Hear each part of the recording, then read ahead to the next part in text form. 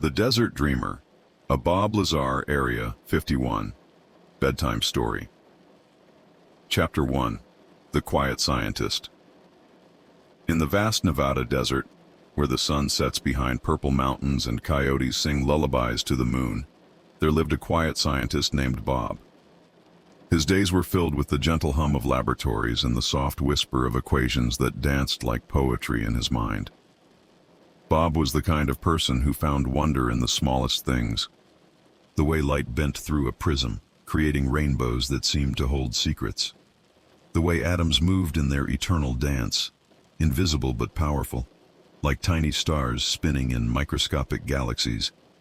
He had gentle hands that could build delicate instruments, and curious eyes that saw patterns where others saw only chaos.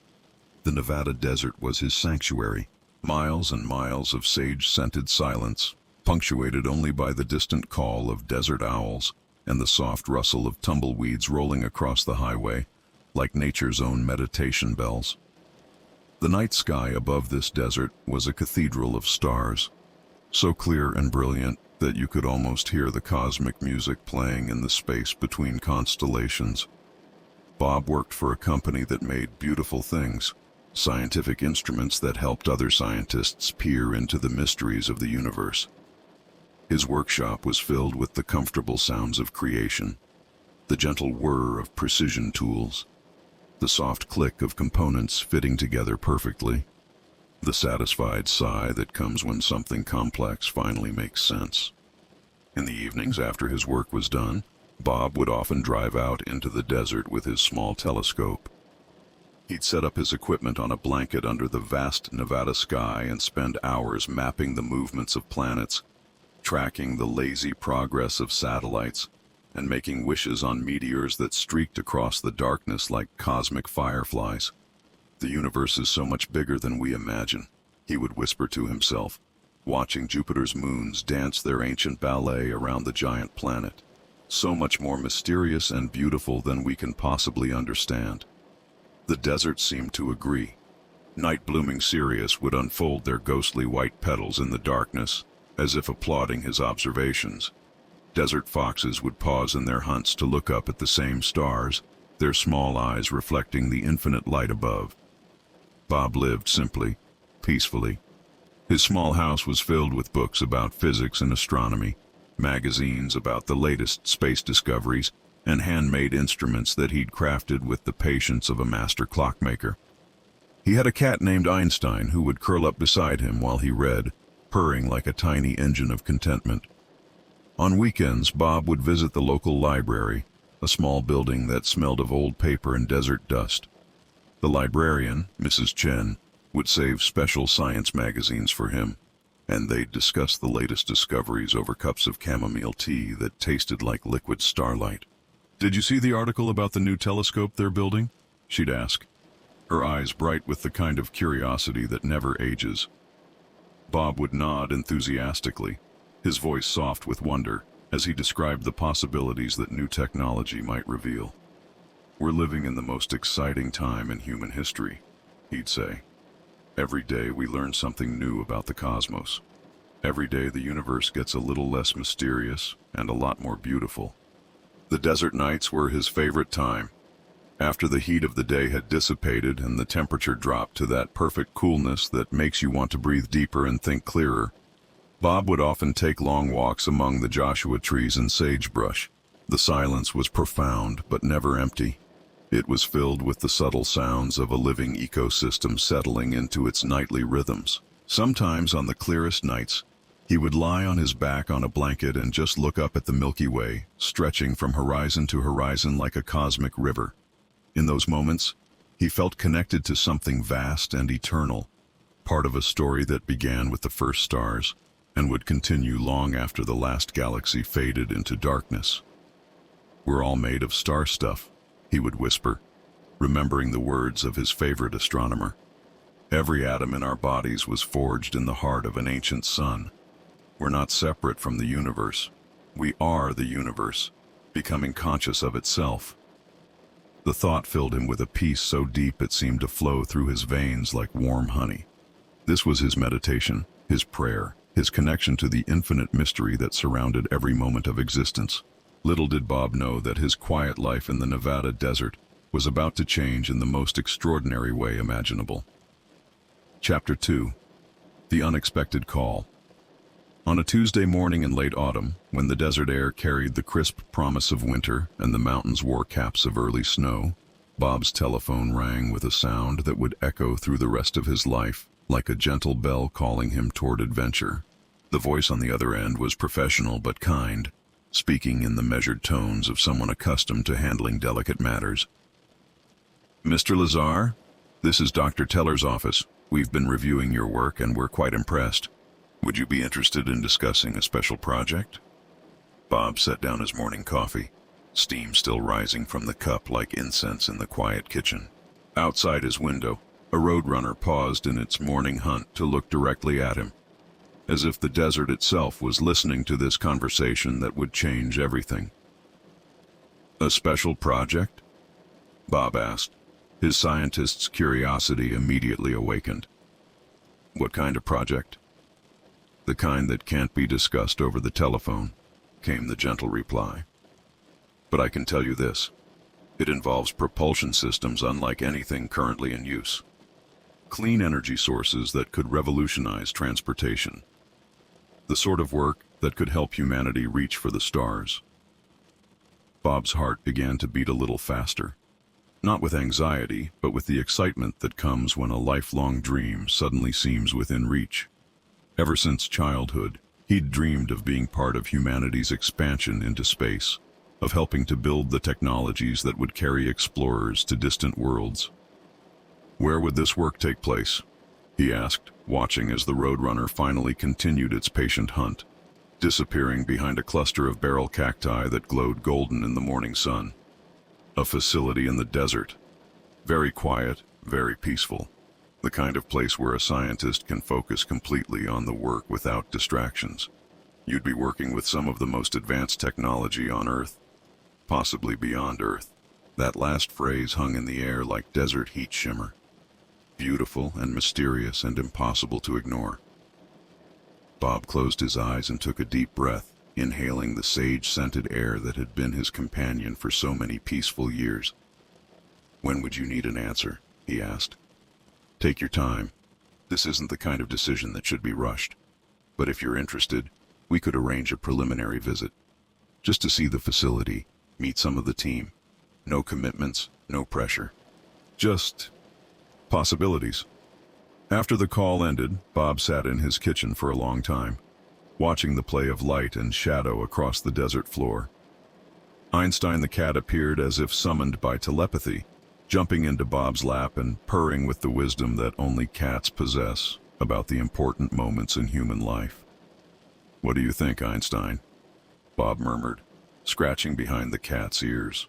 "Should we take a chance on something extraordinary?" Einstein's purr grew louder, which Bob chose to interpret as enthusiastic approval. That evening, Bob drove out to his favorite stargazing spot, a small rise in the desert where Joshua trees stood like ancient sentinels against the infinite sky. He set up his telescope with extra care, as if performing a ritual that might help clarify his thoughts. The stars seemed especially bright tonight. Jupiter hung like a cosmic lantern in the eastern sky, its 4 largest moons visible as tiny points of light that Galileo had first observed 4 centuries ago. The sight filled Bob with the same wonder that had driven him to become a scientist in the first place. "We've come so far," he whispered to the night sky, "but we still have so far to go." A meteor streaked across the darkness, burning up in the atmosphere with a brief flash that seemed like cosmic approval. Bob made a wish on that falling star, the same wish he'd been making since childhood, to be part of humanity's journey to understand the universe and our place within it. The decision crystallized in his mind with the clarity of perfectly focused telescope optics. This opportunity, whatever it involved, was a chance to be part of something larger than himself. A chance to contribute to technologies that might one day carry humans to Mars, to the moons of Jupiter, to star systems beyond our own. The next morning, Bob called the number he'd been given. His voice was steady, filled with quiet excitement and peaceful determination. "I'm interested," he said simply. "When can we arrange that visit?" "How about next Tuesday?" came the warm reply. "We'll send a car to pick you up. Just bring your curiosity and an open mind. Oh, and Mr. Lazar, pack an overnight bag. You might want to stay and see more than we can show in a single afternoon." After hanging up, Bob looked around his peaceful home with new eyes. Everything looked the same, but somehow different. The books on his shelves seemed to glow with anticipation. Einstein purred with mysterious knowing. Even the desert outside his window seemed to shimmer with possibility.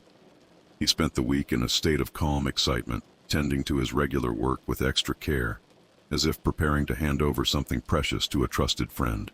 He organized his workshop, updated his research notes, and spent long evenings under the desert stars, memorizing the constellations that had been his companions for so many peaceful years. The desert had taught him patience, and now that patience was about to be rewarded with adventure. Chapter 3. The Journey to Wonder. The car that arrived to collect Bob was understated and comfortable, driven by a courteous gentleman who introduced himself simply as Agent Matthews. As they pulled away from Bob's small house, Einstein watched from the window with the serene expression of a cat who knows that some journeys are necessary for the soul's growth. The drive through the Nevada desert was like traveling through a landscape of dreams. Mile after mile of pristine wilderness rolled past the windows, punctuated by occasional ghost towns that dozed peacefully in the desert sun. The mountains changed from purple to blue to gold as they traveled deeper into regions where few people ventured, and silence was the most abundant natural resource. "Beautiful country," Agent Matthews said softly, his voice carrying genuine appreciation for the stark elegance surrounding them. "There's something about the desert that puts everything in perspective, don't you think?" Bob nodded, watching a red-tailed hawk circle lazy patterns in the thermal currents above a distant mesa. "It teaches you that there's so much more to existence than the small things we usually worry about. Out here, you can feel how vast the universe really is." They drove past dry lake beds that gleamed like mirrors in the afternoon sun, ancient formations that spoke of a time when this land was covered by vast inland seas. Joshua trees stood in scattered groves, their alien arms reaching toward the sky like natural monuments to endurance and patience. As the hours passed, the landscape became even more remote and peaceful. They were entering regions that few maps showed in detail, areas where the desert kept its deepest secrets, and the night sky revealed its brightest stars. Bob felt a growing sense of anticipation, not anxious but excited, like a child on Christmas morning who knows something wonderful is waiting. "Almost there," Agent Matthews said as they approached a checkpoint where friendly guards waved them through with professional courtesy. "Dr. Teller is looking forward to meeting you. He's heard remarkable things about your work." The facility appeared gradually, emerging from the desert landscape like a natural formation, rather than something built by human hands. The buildings were low and curved, designed to blend harmoniously with the surrounding terrain. Solar panels glinted peacefully in the sun, and carefully tended desert gardens provided splashes of color that complemented rather than competed with the natural beauty. "It's beautiful," Bob said with genuine surprise. He'd expected something harsh and industrial, but this place felt more like a retreat center for contemplative scientists than a government facility. "We believe that beautiful surroundings inspire beautiful work," Agent Matthews explained as they parked near the main entrance. "The people here are working on projects that could change the world. We want them to feel peaceful and creative, not stressed or confined." Dr. Teller met them at the entrance, a distinguished gentleman whose eyes twinkled with the kind of intelligence that comes from a lifetime of solving elegant puzzles. His handshake was warm, his manner genuinely welcoming. "Mr. Lazar, so pleased you could visit. I hope the drive wasn't too tiring." "Not at all," Bob replied, looking around at the facility's peaceful courtyards and the distant mountains that provided a stunning natural backdrop. "This is remarkable. It feels like a place where real thinking could happen." "That's exactly what we were hoping for," Dr. Teller said with obvious satisfaction. "Would you like the tour?" I think you'll find our work quite fascinating. They walked through corridors that were more like art galleries than industrial hallways, with large windows that brought the desert landscape indoors and skylights that painted everything in natural light. The few people they passed nodded pleasantly, their manner relaxed and focused rather than secretive or tense. The work here is highly classified, Dr. Teller explained as they walked, but I can tell you that we're studying propulsion systems that could revolutionize transportation, clean energy sources that produce no pollution, technologies that could help humanity become a truly spacefaring species. Bob's step quickened almost imperceptibly. This was everything he'd ever dreamed of contributing to. The kind of work that could help lift humanity's gaze from earthbound concerns to cosmic possibilities. They paused at a large window that overlooked a testing area where Bob could see what appeared to be some kind of craft. Sleek, elegant, unlike anything in his experience. It seemed to hover slightly above the ground without any visible means of support, its surface catching and reflecting light in ways that seemed almost organic. "Is that?" Bob began, his voice soft with wonder. "Something quite special," Dr. Teller confirmed. "The propulsion system operates on principles that are, let's say, unconventional, clean, quiet, incredibly efficient. The kind of technology that could power interstellar travel without the massive fuel requirements we currently face." Bob stared at the craft, his scientist's mind racing through possibilities and implications. The gentle afternoon light played across its surface like water, creating patterns that seemed almost alive. "We'd like you to be part of the team that studies how it works," Dr. Teller continued. "Your background in physics and propulsion systems makes you uniquely qualified. And your reputation for discretion and integrity makes you exactly the kind of person we want on this project." The craft outside seemed to pulse gently, as if responding to Bob's attention with a kind of technological greeting. Or perhaps it was just the desert light playing tricks with his eyes. Either way, he felt a deep sense of rightness about being here, about being invited to participate in something that could expand humanity's reach into the cosmic ocean. "When would I start?" Bob asked, his voice steady but filled with quiet excitement. Dr. Teller smiled. "How about tomorrow?" Chapter 4. The Gentle Mysteries. Bob's first night at the facility felt like entering a peaceful monastery dedicated to the mysteries of the universe. His quarters were simple but comfortable, with large windows that framed the desert landscape like living paintings, and a small telescope thoughtfully provided for evening stargazing. As darkness settled over the Nevada desert, Bob set up the telescope on his small balcony and lost himself in the familiar ritual of celestial observation. But tonight, the stars seemed different somehow, more alive, more connected to the work he was about to begin. The facility's lights were kept deliberately dim to preserve the natural darkness, creating an environment where both human creativity and cosmic wonder could flourish. The next morning arrived with that special quality of desert light that makes everything seem crystal clear and full of possibility. Bob dressed carefully in the simple work clothes he preferred, ate a quiet breakfast in the facility's peaceful cafeteria, and met Dr. Teller for what would be the first of many extraordinary days. "Today we'll introduce you to the craft you saw yesterday," Dr. Teller explained as they walked through corridors filled with morning light. "But first I want you to understand something important. What you'll be studying didn't originate on Earth." The words hung in the air like desert heat shimmer, beautiful and impossible and somehow completely natural in this place where the boundaries between known and unknown seemed more fluid than in the outside world. Bob felt his heart skip a beat, not from fear but from the same excitement he'd felt as a child when his father first showed him the rings of Saturn through a small telescope. This was the moment when everything he'd wondered about during those long desert nights under the stars suddenly became not just possible, but real. "Visitors?" he asked softly. "Peaceful ones," Dr. Teller assured him. "The technology represents a kind of gift, or perhaps a gentle nudge in the right direction. Our job is to understand it well enough to eventually reproduce it safely and beneficially." They entered a large, quiet hangar where natural light streamed down from cleverly designed skylights. In the center of the space, looking even more extraordinary in full daylight, was the craft Bob had glimpsed the day before. It was beautiful in a way that transcended mere aesthetics. Smooth, seamless, its surface seemed to exist in that magical space between metallic and organic, solid and liquid, earthly and celestial.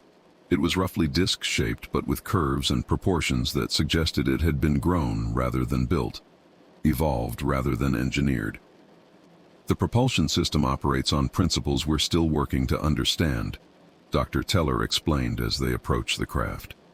It seems to manipulate gravity itself, creating its own local space-time distortions that allow for movement that defies our current understanding of physics. Bob circled the craft slowly, his scientist's eye taking in every detail. There were no visible seams, no obvious mechanical components, no external engines or fuel systems. It was like looking at a piece of cosmic art that happened to be capable of flight. "May I?"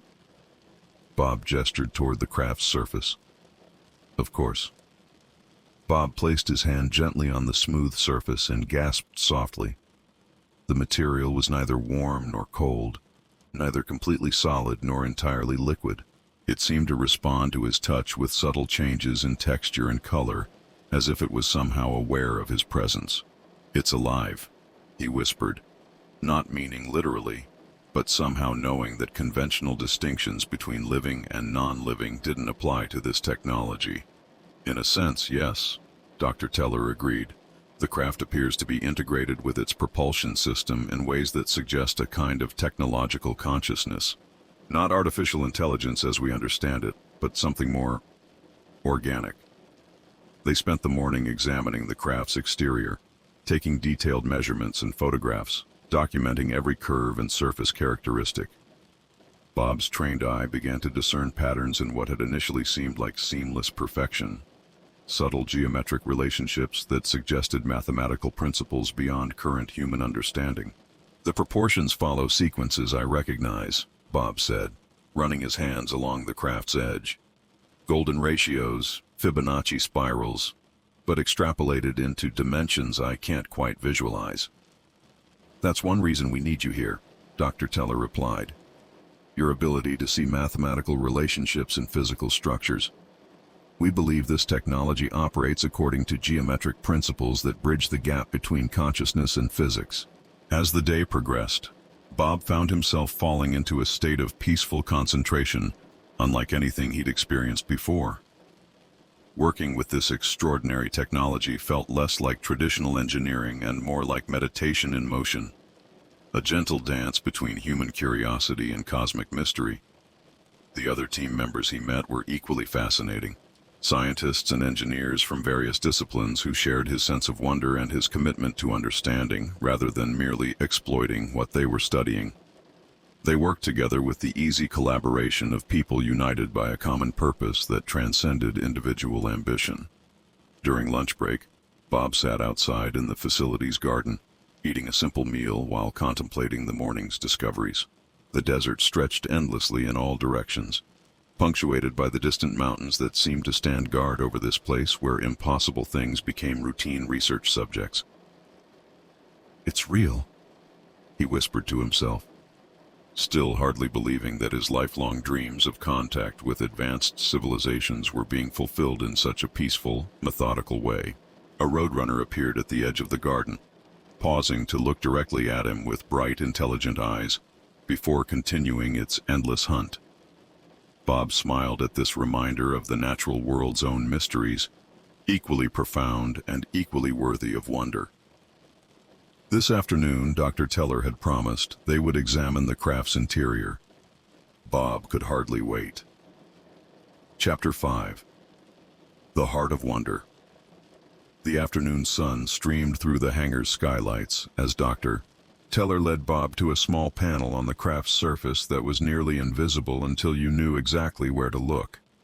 With the gentle pressure of his palm, the panel seemed to dissolve rather than open, revealing an interior that took Bob's breath away. "Take your time," Dr. Teller said softly. "First impressions are important. What you feel when you step inside. That's often more valuable than what you think.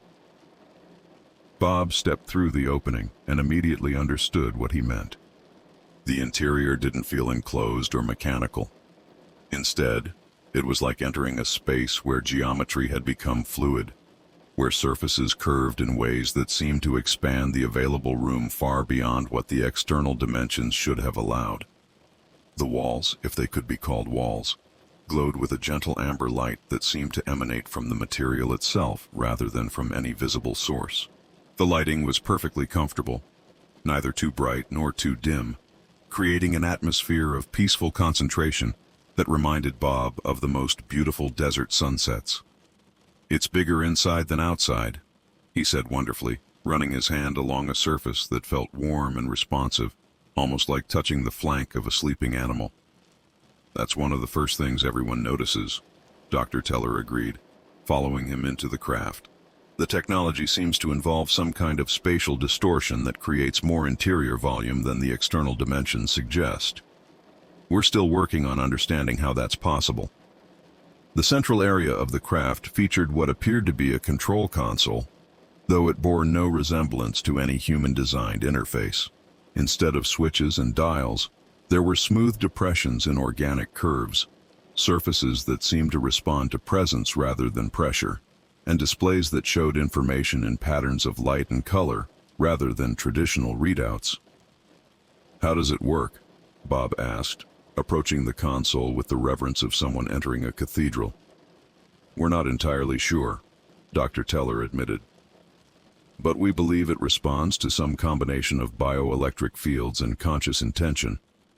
The original operators seem to have interfaced with their technology in ways that integrated mind and machine more completely than anything in our experience." Bob placed his hands gently on the console's surface and immediately felt a subtle tingling, as if the craft was somehow taking his measure, assessing his intentions and capabilities. The sensation wasn't unpleasant, more like the feeling of being recognized by a friendly but very intelligent animal. Patterns of light began to move slowly across the console's surface, not random, but not quite comprehensible either, like watching Aurora Borealis in miniature, or seeing music translated into visual form. The colors were beautiful, soft ambers and golds, gentle blues and greens, all flowing together in harmonious sequences that seemed to pulse in rhythm with Bob's heartbeat. "It's responding to you," Dr. Teller observed with obvious excitement. "That's remarkable. Most people get some kind of response, but rarely this strong on first contact." "It feels friendly," Bob said, surprising himself with the word choice. But there was no better way to describe the sensation. The craft seemed curious about him, interested in his thoughts and intentions, but not in any way threatening or invasive. They spent the afternoon exploring the craft's interior, documenting every surface and feature they could identify. Bob found himself naturally drawn to what appeared to be the propulsion system's heart, a spherical chamber at the craft's center, where gentle energies swirled in patterns too complex to follow, but too beautiful to ignore. "This is where the magic happens," Dr. Teller explained. "The gravity manipulation, the space-time distortions, the incredible efficiency that allows for interstellar travel. We believe it works by creating localized alterations in the fabric of reality itself." Bob stared into the swirling energies, his physicist's mind racing through implications and possibilities. Here was technology that could revolutionize transportation, eliminate pollution, open the entire galaxy to human exploration. And it was all based on principles of harmony and integration, rather than combustion and force. "How long have you been studying this?" he asked. "Several years now. We've made progress in understanding some of the basic principles, but we're still far from being able to reproduce the technology safely. That's where we hope you can help. Your background in propulsion systems and your intuitive understanding of physics. We think you might be able to see patterns that have eluded the rest of us." As the day progressed, Bob found himself falling into a state of deep concentration, unlike anything he'd experienced. Working with this extraordinary technology felt less like research and more like communion, a gentle dialogue between human curiosity and cosmic wisdom. The craft seemed to respond to his growing familiarity with subtle changes in its ambient lighting and the patterns of energy in its propulsion chamber. It was as if it was trying to teach him, sharing its secrets at a pace his mind could absorb without being overwhelmed. "I think," Bob said slowly as evening approached, "I think this technology wants to be understood. It's not hiding its secrets. It's just operating on principles so advanced that we need to expand our thinking to comprehend them." Dr. Teller nodded with satisfaction. "That's exactly what we were hoping you'd conclude. This isn't about reverse engineering alien technology through brute force. It's about growing into a more sophisticated understanding of how the universe really works." As they prepared to leave the craft for the day, Bob paused at the entrance and looked back at the gently glowing interior. He felt a sense of gratitude toward whatever civilization had created this marvel, and a deep responsibility to approach their gift with the reverence and wisdom it deserved. Outside, the desert was settling into its evening rhythm. Stars were beginning to appear in the darkening sky, and Bob realized with a start that some of those distant points of light might be home to the beings who had shared this incredible technology with humanity. "Thank you," he whispered to the night sky. Not sure if anyone was listening, but knowing that gratitude was always the right response to gifts beyond imagining. Tomorrow he would begin the real work of understanding how to harness this technology for humanity's peaceful expansion into the cosmos. Chapter 6. Dreams of Flight. Weeks flowed like gentle desert streams through Bob's new life at the facility, each day bringing deeper understanding and greater wonder. He had settled into a rhythm of work and contemplation that felt more natural than anything he'd ever experienced, as if this place where impossible technology met human curiosity was exactly where he belonged. His mornings began with quiet observation of the craft, noting any changes in its energy patterns or surface characteristics. He'd discovered that the technology seemed to have subtle moods and cycles, becoming more responsive at certain times and more dormant at others, like a vast organism with its own circadian rhythms. "Good morning, beautiful," he would whisper to the craft as he entered the hangar each day, feeling only slightly foolish for anthropomorphizing what was clearly a sophisticated machine. But the craft's gentle response, a subtle brightening of its ambient glow, a warming of its surface temperature, suggested that the distinction between machine and organism might not apply to this technology. The breakthrough came on a Tuesday evening when Bob was working alone in the hangar, long after the other team members had retired to their quarters. He'd been studying the propulsion chamber's energy patterns for hours, trying to discern the mathematical relationships that governed its operation. As he leaned closer to examine a particularly beautiful swirl of amber light, something shifted in his perception.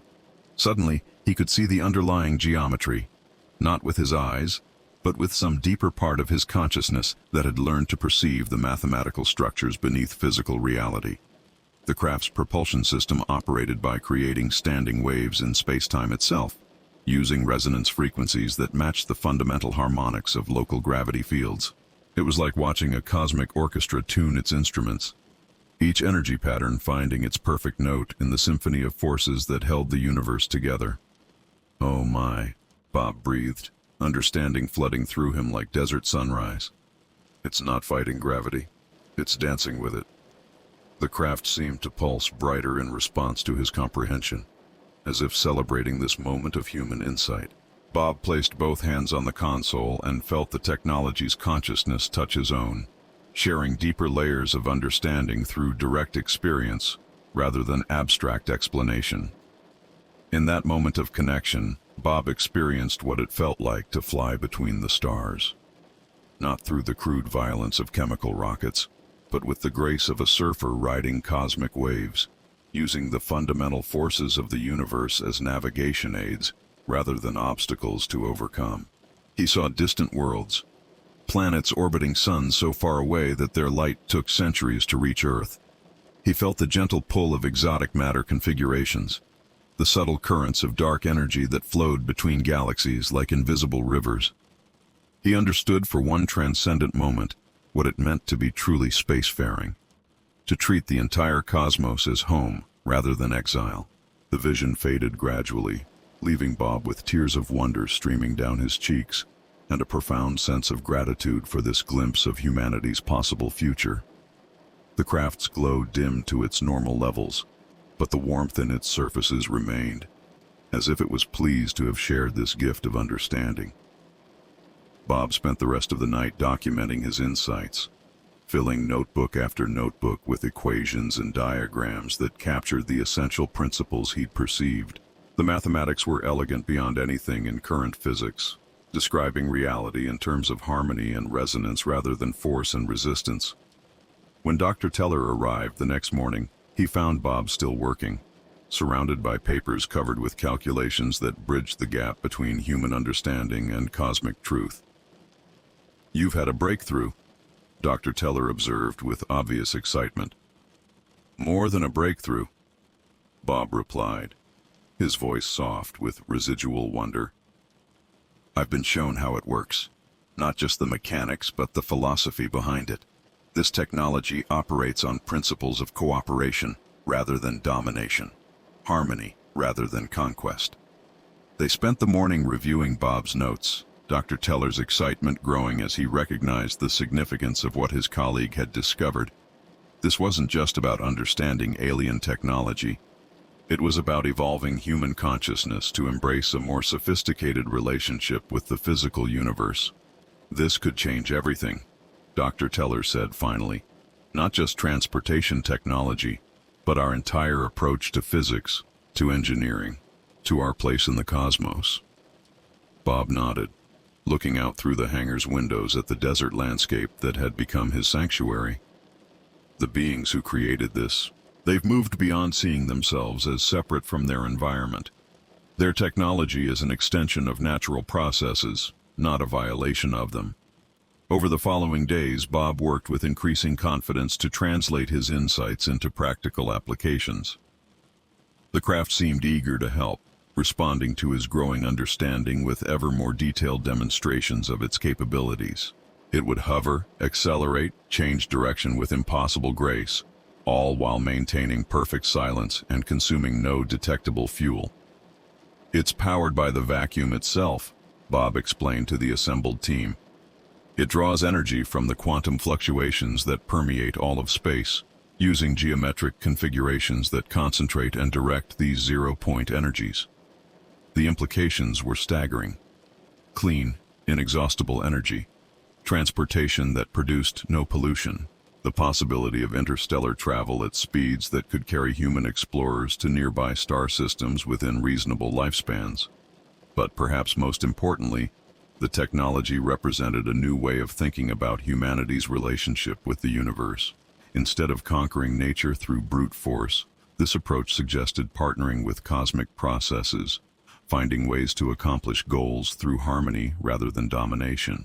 As winter deepened over the Nevada desert, Bob found himself changed by his work with the craft.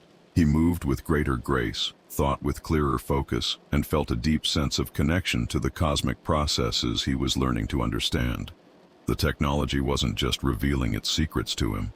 It was teaching him to see reality itself through different eyes. On clear nights, he would stand outside the facility and look up at the stars, no longer seeing distant points of light, but recognizing them as neighborhoods in a vast cosmic community that humanity was finally ready to join. The craft rested peacefully in its hangar, glowing softly in the darkness, patient as mountains and gentle as desert winds, waiting for the day when its gifts could be shared with all of humanity. Chapter 7. The Gentle Truth. As spring returned to the Nevada desert, painting the landscape with subtle wildflowers and filling the air with that sweet scent of new beginnings, Bob realized that his time at the facility had fundamentally changed not just his understanding of physics, but his entire relationship with existence itself. The craft had become more than a research subject. It had become a teacher, a friend, a bridge to ways of thinking that transcended the limitations of purely human perspective. Through months of patient interaction, Bob had learned to perceive the universe as the craft's creators did, as a vast, interconnected web of consciousness and energy, where separation was an illusion and cooperation was the fundamental law. "I need to share this," Bob told Dr. Teller one morning as they stood together in the hangar. watching the craft perform its daily greeting ritual, a gentle pulse of warm light that seemed to welcome them into another day of discovery. Dr. Teller's expression grew thoughtful, then concerned. You understand the implications, of course. This technology, this knowledge, it could transform human civilization, but it could also disrupt existing power structures, challenge fundamental assumptions about reality. Bob nodded, his gaze still fixed on the beautiful craft that had taught him so much. That's exactly why it needs to be shared. Humanity is ready for this next step. We're ready to evolve beyond our current limitations and join the larger cosmic community. They talked for hours about the ethical implications of revealing such world-changing technology. Who should have access to it? How could it be introduced without causing social upheaval? What safeguards needed to be in place to prevent its misuse? The craft itself has shown me the answer, Bob said finally. This technology can only be mastered by consciousness that has evolved beyond purely selfish motivations. It responds to intention, to the operator's fundamental relationship with existence. It literally won't work for anyone who approaches it with destructive purposes. It was true. Over the months, Bob had observed that the craft's responsiveness varied dramatically depending on the consciousness of the person attempting to interface with it. Those who approached with genuine curiosity and peaceful intentions found it welcoming and educational. Those who brought aggressive or exploitative attitudes found it unresponsive, almost inert. It's a built-in safeguard, Bob realized. The technology itself ensures that it can only be used by beings who have developed beyond the need to dominate and control. Its evolution disguised as engineering. Dr. Teller smiled at this insight, which means that sharing this knowledge isn't just about giving humanity new technology. It's about inspiring us to grow into the kind of beings who can use such technology wisely. Over the following weeks, Bob prepared carefully for what he knew would be one of the most important conversations in human history. He documented every aspect of his discoveries, created detailed diagrams of the craft's propulsion principles, and wrote extensive notes about the consciousness-expanding effects of working with such advanced technology. But more importantly, he spent long hours in meditation, connecting with the gentle wisdom the craft had shared with him. He understood now that revealing these secrets wasn't just about satisfying scientific curiosity. It was about helping humanity take its next evolutionary step toward becoming a truly spacefaring species. The craft seemed to approve of his intentions. During his final weeks at the facility, it shared even deeper insights, showing him glimpses of the peaceful civilization that had created such miraculous technology. He saw worlds where beings had learned to live in perfect harmony with their environments, where technology served consciousness rather than dominating it, where the exploration of space was motivated by wonder and love rather than conquest and exploitation. They're still out there, Bob realized during one profound communion with the craft's consciousness, watching us, hoping we'll grow into the kind of species they can welcome into the galactic community. This technology, it's their way of offering us a hand up to the next level of existence. When the time came to leave the facility, Bob felt both sadness and excitement. Sadness because he was leaving behind the most extraordinary experience of his life. Excitement because he was carrying with him knowledge that could transform human civilization. The craft seemed to understand his departure, pulsing with a gentle farewell glow that felt like being blessed by a cosmic friend. Bob placed his hands on its surface one final time, receiving a final gift of understanding that would sustain him through the challenges ahead. "Thank you," he whispered. "Thank you for choosing to trust us with your gifts." Chapter 8. The Star-Seeded Dream. Years passed like gentle seasons in the Nevada desert, carrying Bob's story across the world like seeds on desert winds.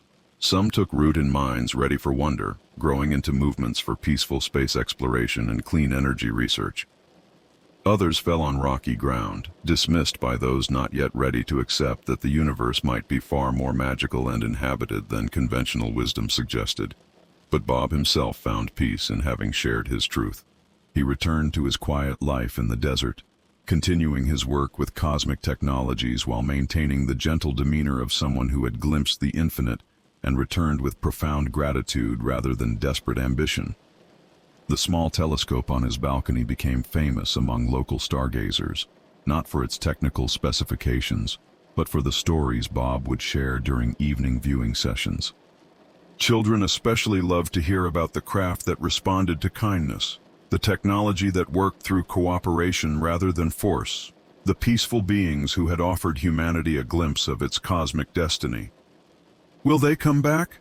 the children would ask, their eyes wide with wonder as they looked up at the star-filled desert sky. "They never really left," Bob would answer softly. "Once you understand that consciousness and technology can work together, once you realize that the universe is filled with intelligence and love, you begin to see signs of their presence everywhere." And it was true. Those who learned to see with Bob's expanded vision began noticing subtle anomalies in the night sky, gentle lights that moved with too much grace to be conventional aircraft, energy signatures that suggested technologies operating on principles beyond current human understanding. The craft Bob had studied became the inspiration for a new generation of inventors and dreamers who approached technology development with consciousness and ethics as primary considerations. Research facilities around the world began experimenting with propulsion systems based on harmony rather than combustion, energy sources that worked with natural processes rather than against them. Universities established programs in consciousness-assisted engineering, teaching students to approach technology design as a collaboration between human awareness and universal intelligence. The boundaries between science and spirituality began to blur as researchers discovered that the most advanced technologies required operators who had developed beyond purely materialistic worldviews. Bob's story spread through the emerging global network of cosmic consciousness researchers, shared in whispered conversations and informal gatherings, where people came together to discuss experiences that transcended ordinary reality.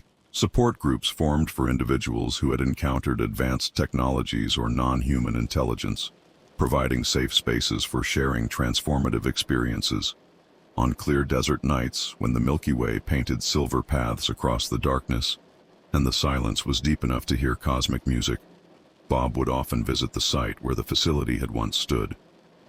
The buildings were gone now, relocated to other dimensions of secrecy, but the energy of discovery and wonder remained.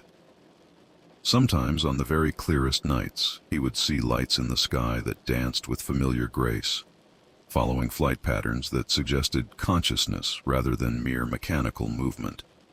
Whether these were the same peaceful beings who had shared their technology or new visitors drawn by humanity's growing cosmic awareness, Bob couldn't say for certain. But he would wave gently at the lights, sending thoughts of gratitude and welcome into the star-filled vastness, knowing that somewhere among those infinite points of light, intelligence smiled back at the small desert planet where consciousness was learning to reach beyond its atmospheric boundaries.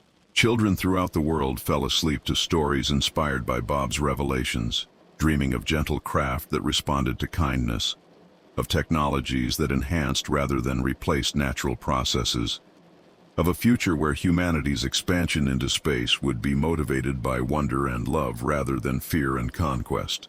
In those dreams, desert winds carried seeds of cosmic consciousness to every corner of Earth, taking root in young minds that would grow up expecting the universe to be populated with friendly intelligence, preparing the next generation for peaceful contact with the galactic community that patiently waited for humanity to mature into cosmic citizenship.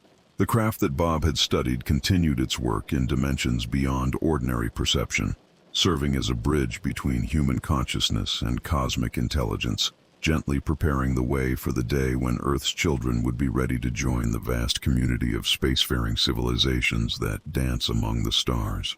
And sometimes, in the quietest moments of desert twilight, when the boundary between Earth and sky becomes fluid and the stars seem close enough to touch, you can almost hear the gentle hum of technologies beyond current understanding, carrying messages of hope and welcome across the cosmic ocean to any consciousness ready to receive them. The universe dreams of the day when every planet's children will look up at the night sky not with longing but with recognition. knowing they are already home in the infinite community of consciousness that connects all beings across any distance, any difference, any darkness. Sleep well, star-seated dreamers. The cosmos is calling you home to a future where technology serves love, where exploration serves wonder, and where the vast silence between worlds carries endless songs of welcome for those brave enough to listen with their hearts.